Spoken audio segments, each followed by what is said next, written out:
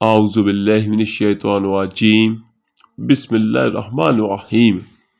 اللہ کے رسول صلی اللہ علیہ وسلم لوگوں کے ساتھ مسجد میں تشریف فرما تھے۔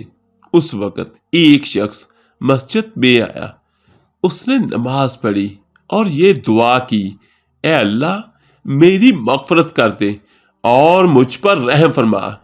رسول اللہ صلی اللہ علیہ وسلم نے فرمایا، اے نمازی تو نے جلدی کی، جب تو نماز پڑھ کے بیٹھے گا تو اللہ کے شایان شان اس کی حمد بیان کر اور پھر مجھ پر صلات درود بھیج، پھر اللہ سے دعا کر۔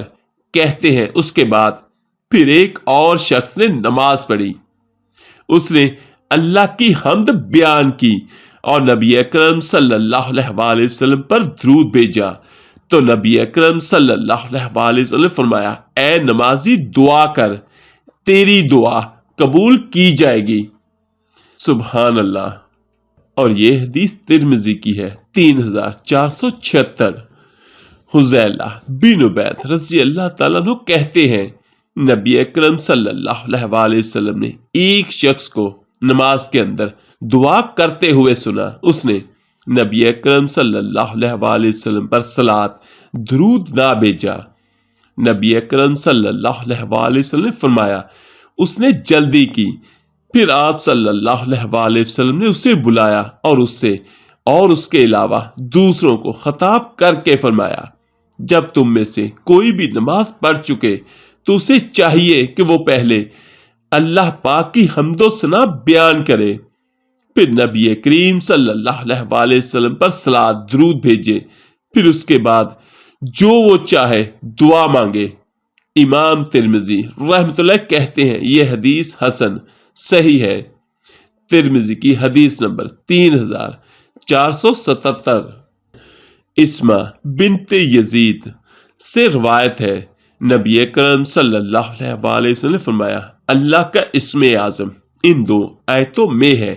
ایک آیت وَإِلَٰهُكُمْ إِلَٰهٌ وَاحِدٌ لَا إِلَٰهَ إِلَّا هُوَ الرَّحْمَٰنُ الرَّحِيمُ، تم سب کا محبود ایک ہی معبود برحق ہے، اس کے سوا کوئی معبود نہیں، وہ رحمان و رحیم ہے۔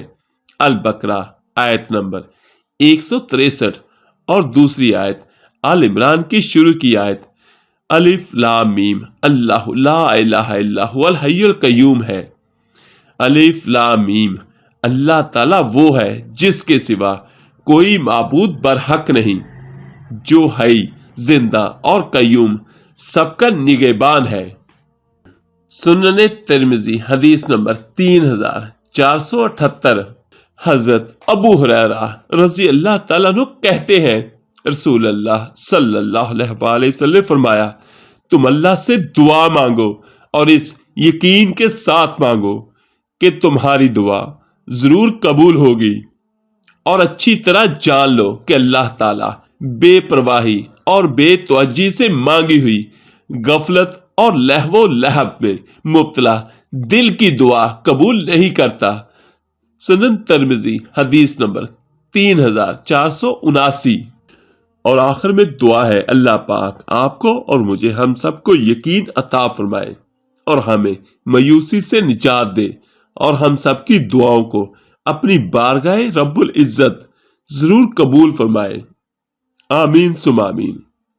آپ میرے لیے دعا کیجیے گا، میں سبھی بھائیوں سبھی بہنوں کے لیے ضرور دعا کروں گا۔ اللہ حافظ۔